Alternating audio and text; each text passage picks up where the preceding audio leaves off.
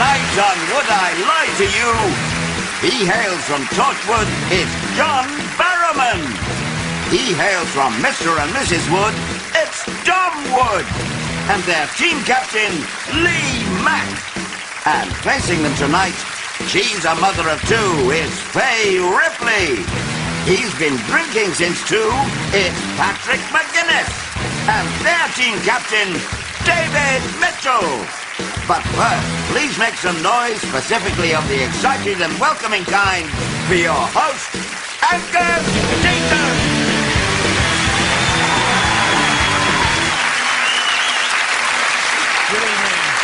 Thank you, good evening, and welcome to Would I Lie to You, where our panellists have half an hour to prove just how expert they are at barefaced lying. Psychologists have now identified 34 different types of lie, 35 if you include that one, and apparently the best way to make sure someone isn't lying to you is to keep constant eye contact, study their body language, and wire their nipples up to 10,000 volts.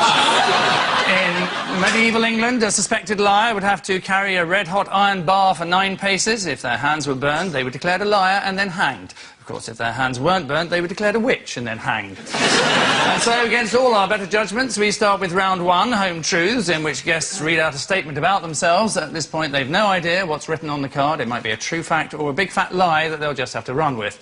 The opposing team then use all their powers of deduction, or failing that, a lot of random guesswork, to establish if it's the truth or, conversely, not. So, John it is with our first Home Truth. John? I was caught short in Prince Charles's garden. What do you mean, caught short? What does that mean? Are you not familiar with that phrase? Oh. Would you like me to elaborate? Please do. Yes, within the bounds of BBC viewing, yes. Wee-wee. All right. Taking a piss. Yes. Right. Got you. Excellent. Why were you in Prince Charles's garden? It was a tour. A tour? Which garden of his? He's got many gardens, At right? Highgrove. At Highgrove. The garden at Highgrove. Yes. And you were... What sort of tour? I mean, could I look in the yellow pages? Highgrove has Prince tours. Charles's garden tours. Highgrove has tours. Oh, right, so it's open to the public? Yeah, you have to write and be invited. You have to... Right, and Anyone you from have to send off for an invitation. Well, anyone from the public can write. Dear Charlie, any chance of a piss in your garden? Does he know, Prince Charles, that you did this? I'm assuming that he might know about it. You assume that a random tourist pissing in his garden, that's going to get back to his garden. I'd actually set the alarm off. What did he say? You're just bragging now, aren't you? Probably weed through a laser beam. Is there any medical reason why you can't anticipate meeting him? I mean, is that what we're dealing with here? Yeah, I'm incontinent. David, we're going to have to rush you for a decision here. Right. Well, that's a bit odd that you sort of thought... I mean, I'm sure Prince Charles has got a large garden, but I don't think that would constitute being too far from civilization to find a proper loo. Oh, Daddy, you're a dirty little liar. So you're team captain, David. You're going to have to make a decision. You're going to have to override one of telling your... the truth. And you don't? I don't. I'm with you. I think that's a lie. OK, they're saying it's a lie. What is the truth, John? The truth is, the story, it's true. Hey,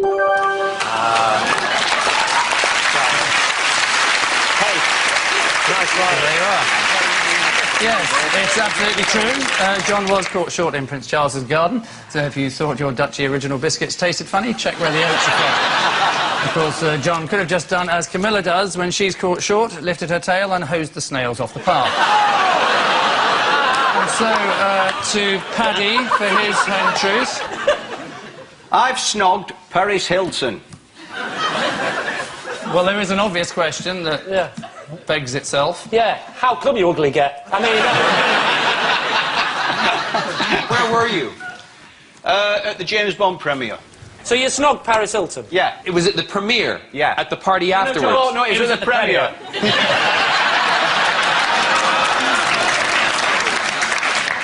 It was a friend of mine, dared me to do it. I went up to her, said hello, and instead of kissing her on the cheek, I went on her lips. Oh, you didn't even ask her, you just lunged in? Yeah. That's confident. Oh, hi. That is very confident. What flavour was her lip gloss? If you kissed her, you'd remember the flavour. It was just like sticky, I don't know, it wasn't a flavour. It was sticky, yeah. Sticky? It was just... I tell you what, you know all the chat-up lines, don't you? Yeah. Oh, thanks, love, that were right, sticky. Magic. You're going to have to come up with some kind of an answer, either true or lie. You see, the thing is, I'm from the same part of the world as he's from, and I can believe this is true. Because it just saves time, money, expense, just why mess about? I ain't got time for all this, love. Yeah. OK, so you're thinking it's probably true? What do you think, Dom? True. Do you reckon? Right. What do you think? I'll go with the boys. I'll say true. OK, they're saying it's true. Paddy? Oh, it was a lie! Yes, it is a lie. Paddy has not snogged Paris Hilton, which, if you look at the statistics, is the least probable answer. Paris Hilton, 26, recently likened herself to Marilyn Monroe and Princess Diana, both of whom died sudden deaths at a tragically early age. So, our next entry comes from Dom, so fess up, if you would. My nickname at school was Ear Sniffer. OK, David's team, is this right or rubbish? Was there an incident that sparked this nickname off? Were you caught sniffing someone's ears? I think that's the long and short of it, yeah. A girl called Alexandra Westberg, it started off with her, and I got slightly obsessed with her, and then I did that thing, you know, where you get your arm and you scrape it with a compass until you got their name in blood on your arm, and then it goes septic, then it goes green on your arm. But then, yeah, so I sniffed her ear, then it just kind of snowballed. I'm so glad I'm gay because we don't do that kind of thing. Oh.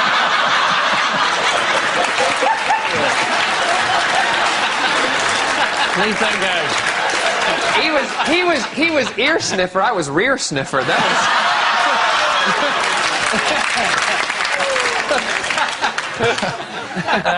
David, what are we thinking? Well, you've sort of glossed over the actual first ear-sniffing incident. Yes. Where were you? Were you in a lesson? Orchestra. Orchestra? During orchestra, she played the piccolo, I played the viola, not violin, viola, and she... Hang on, what? You had a pretty tough upbringing. No, it was... it was hell. I've got to ask a question. Are you ant or deck?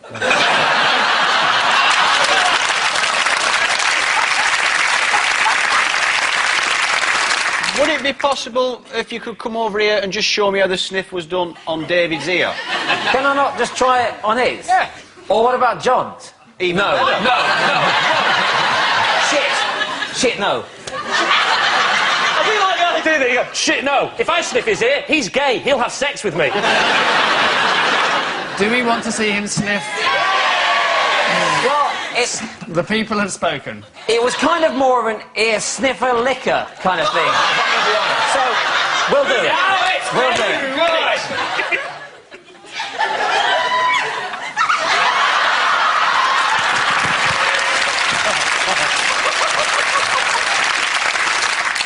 David, that must have helped. Well, it's odd that, considering now you're claiming you licked her ear, why didn't they call you ear licker? I mean, that's a bigger deal than just sniffing. I was at the end of the orchestra. Right. They were all round there, and they could only just see the... Not again. the sniff. On those grounds, you're thinking... I think it's a lie. I think it's a lie, really. OK. I'll go with you. Right, we think it's a lie. OK, Dom. You fools, it is... It's a lie. It's a lie. It's complete rubbish. Dom's nickname at school was never ear sniffer, although I can't help thinking that whoever writes these lies is working through some issues. All of which means it's, well, David's team who are throwing down the gauntlet, leading as they are, 3-1.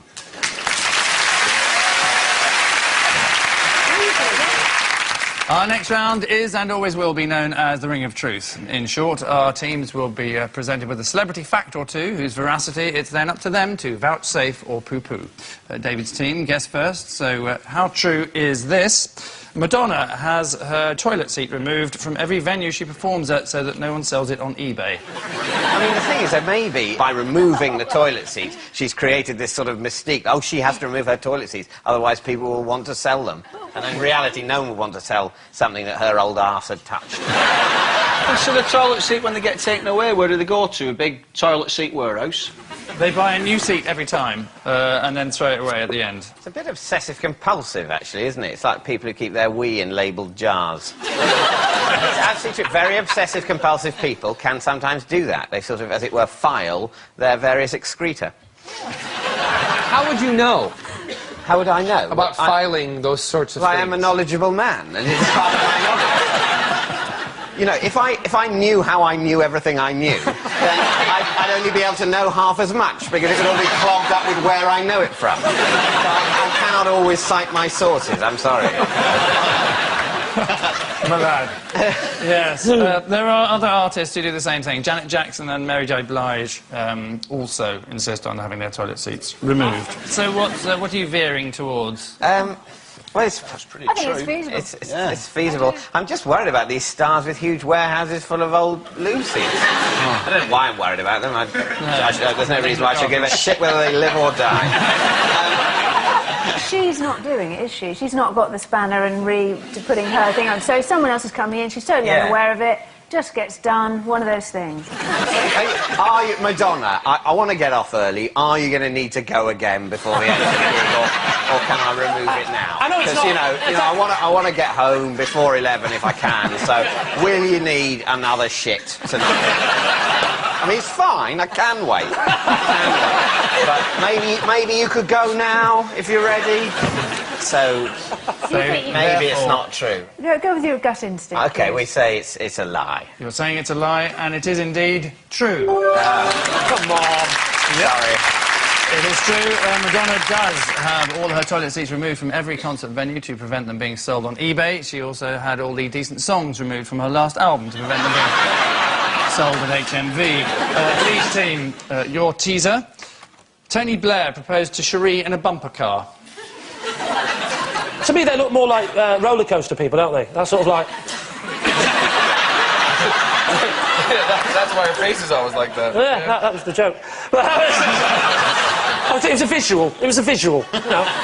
Hey, listen, I'm shit at time travel. Don't worry about it.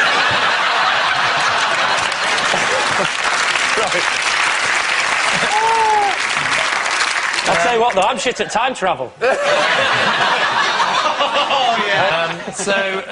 True, lie, neither, both. What do you think, Dom? Dare I say, poppycock, I think. I think true. You think true? Yeah. Really? But you are team captain, Lee, so it's your word that is final. Well, I have to say that I'm slightly leaning towards John, don't. And I suspect that actually that could be true as well. And also it explains a lot as well, because there's a massive metal bar at the front, isn't there?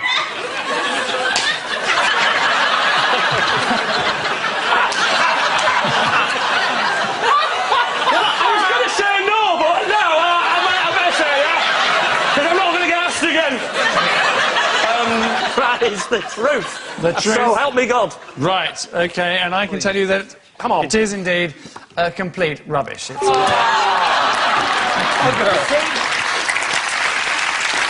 it's a lie. Tony Blair did not propose to Cherie in a bumper car.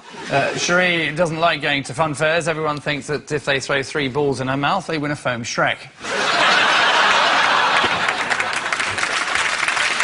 Round goes by the grammatically challenged title of This Is Mine, in which Lee's team all claim to have a close connection to tonight's special guest person. Only one of them is telling the truth, and it's up to David's team to seek that person out and speak his name. So please welcome this week's special guest person, Mark.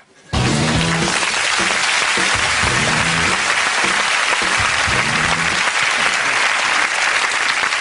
Lee, perhaps you'd like to explain how you know Mark.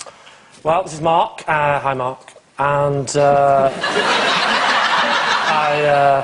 don't say hello, you rude bugger. I actually employ Mark solely to manage my iPod. You've changed. John, what is Mark to you? I cut the ribbon at the opening of Mark's karaoke superstore. And finally, Dom, what's your relationship with Mark? Well, Mark's a good mate of mine, and we used to be in a magical double act, and we used to be called Mysterio and Mark. So, so there you are, a professional iPod manager, according to Lee, a karaoke shopkeeper, if you believe John, or a former magical partner of Dom's. David, time to interrogate the enemy. This double act, what was it called again?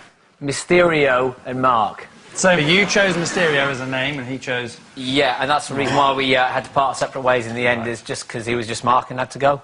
OK. And weren't you expelled from Magic Circle? Yes, I was. For being a very naughty little wizard.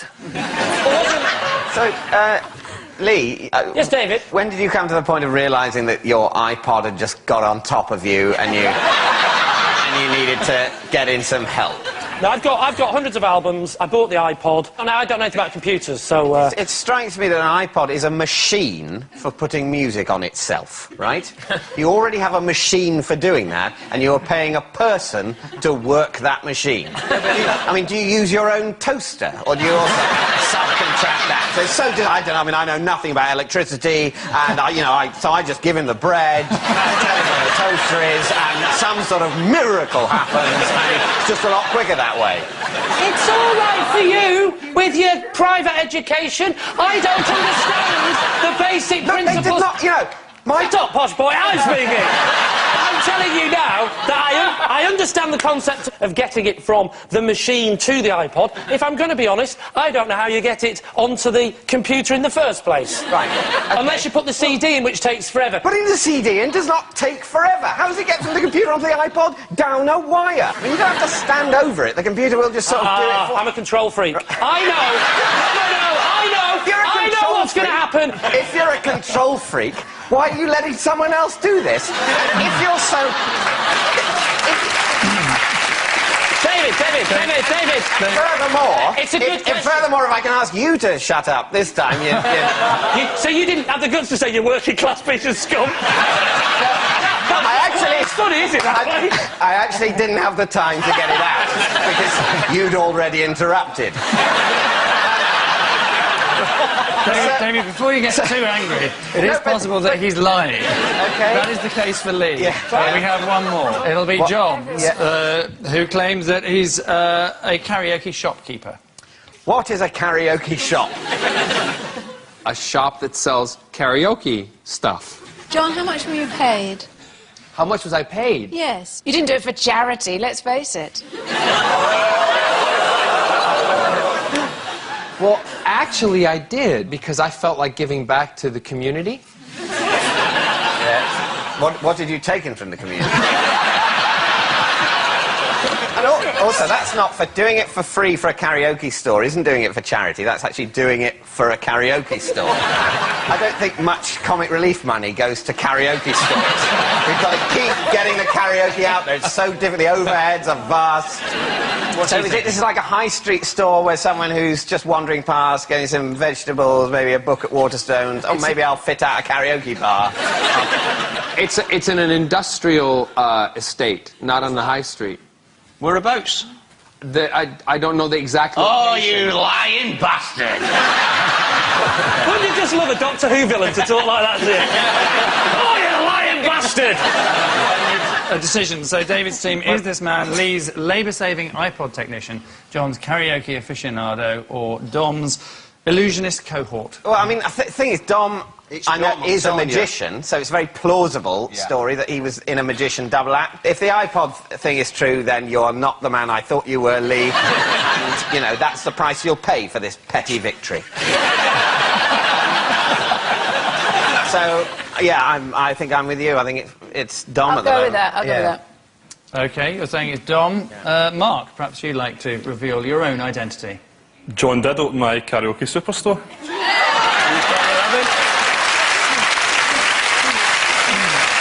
Thanks for that. Thanks very much and well done to Mark.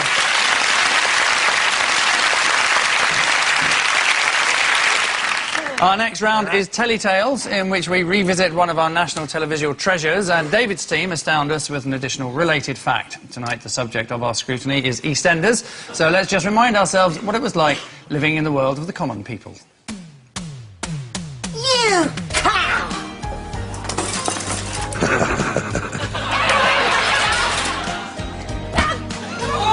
I'll come down here and give you a dry slap. You slut. You want one? No, I don't think so. Shut up, I'm not 70. I don't like your earrings. Stay and have a cup of tea. How dare you?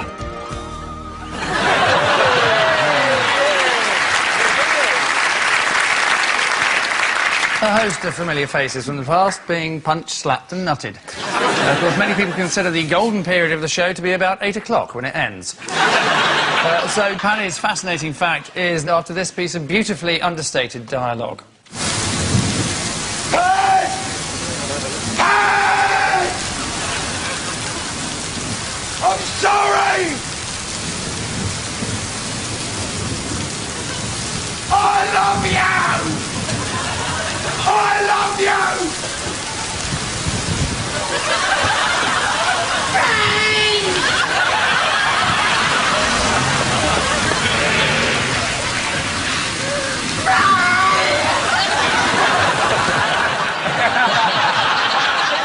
So, what is Paddy's intriguing piece of Pat Butcher trivia?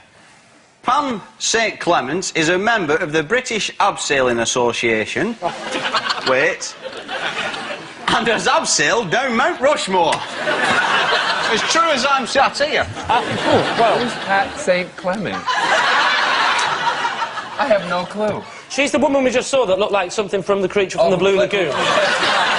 She plays Pat. Pat in EastEnders. Okay, Yeah. gotcha. Yeah. I don't know her by her real name. Okay, you do now. British Abseiling Association. What the hell were the British Abseiling Association doing in the United States? Abseiling. Yeah, but... She's quite a formidable woman, is Pat. That's a polite way of putting it. Oh, you're formidable. Well, I mean, she looks like she could abseil. I'll give her that. Really? Oh, I reckon she could do it without rope. Very quickly. I think it's false. I think it's so unlikely that it's likely. Does that make sense? Yeah, You think sure. false? I think it's false, but go for true if you want to go for true, because you said you've never won. All right, hissy mother. All right, well, let's go with you, and you better be right. No. You've made up the hand. You can lie on it. I doubt it very much, but John's always right, so I think... I don't understand why we have to sit here and watch this shit. Now, for God's sake, make your mind up. And did points of view get back to you? I would say that the answer to that question is that it is indeed, going by John's answer, false. OK, let's find out how correct you are, Paddy. Truth or baloney? It's a lie!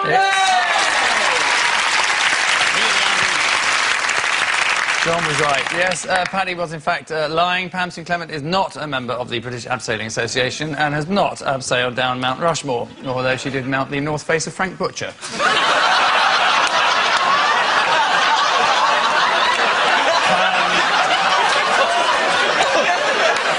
That made me want to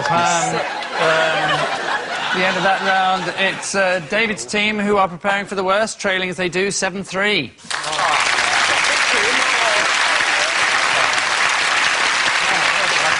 And so to our final quickfire round, more truth and lies, this time against the clock, starting now. Faye. Oh, me. When we were first dating, I collected my husband's belly button fluff. Can I just say, if this is true, I'm not comfortable being this close to you. How much did you get of this stuff? What are we talking? Tea cosy, quilt? I mean, what? I'd say in excess of 50 examples. It might sound like a ridiculous question, but why? Because I felt that... Oh, one, I needed a hobby, and two, I was, you know, just showing my love for him by collecting a part of him. Well, it worked. He proposed. He did? Yeah. Yes, there you go. And what happened the night he proposed? I ate it. I was absolutely buying this, right up until the eating it. I'm with you on that. I'd say false. I believed it up until the eating. Yeah. What he said, and what you said. What you both said. False. Right. So is it fact or fantasy? I'm sorry, it's true.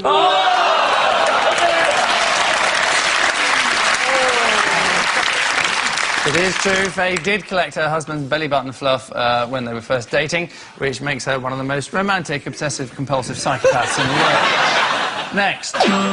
Lee. In a restaurant in China, I unwittingly ordered and ate dog.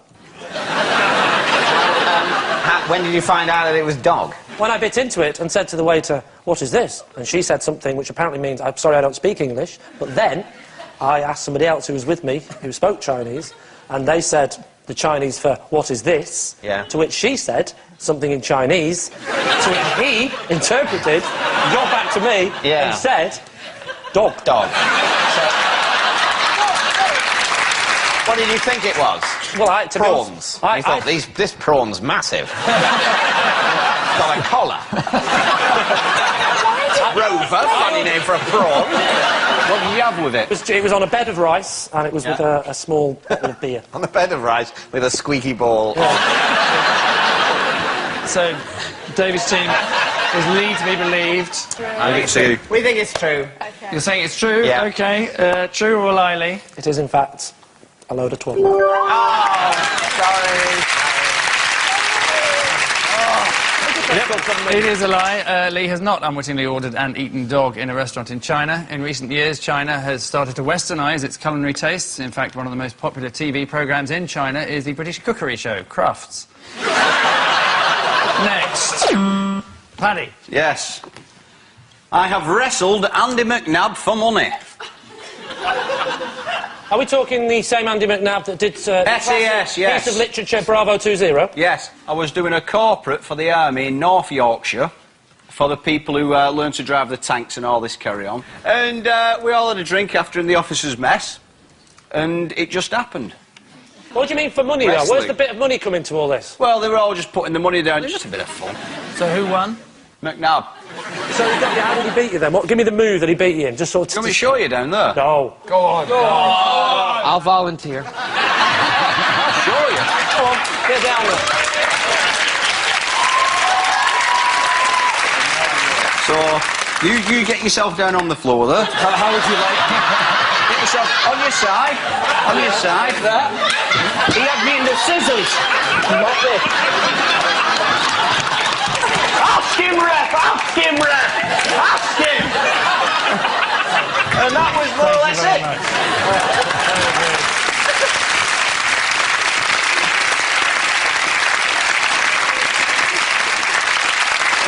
What's your decision, then? I don't know. I imagine Paddy doing that. I can imagine him sort of going... We don't need to, you saw it. That's true. So what do you think, Dom? If you're going to get booked for a corporate event with the Army, it'll be someone like Paddy, so I reckon it's true. I'm going to say false. You're going to say false? Yeah, so you're going to have to decide. OK. I would say that... Yeah, I think that's true. You're thinking it's true? Yeah. OK. They say it's true. It is a lie.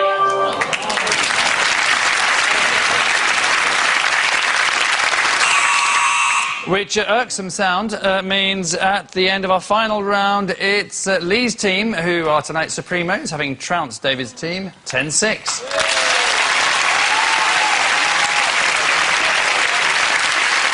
So, Lee's team get our congratulations, David's team get their coats. Join us again soon for some more facts and fabrications, and remember, as American writer Mark Twain once said, of all the creatures, man is the only one that lies, to which his parrot instantly replied, bollocks. Good night.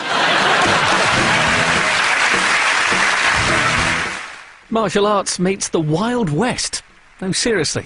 I'm not lying, it says in the script. Jackie Chan and Owen Wilson star in the first Kung Fu Western ever. Shanghai Noon at 10:45 after the news. Next.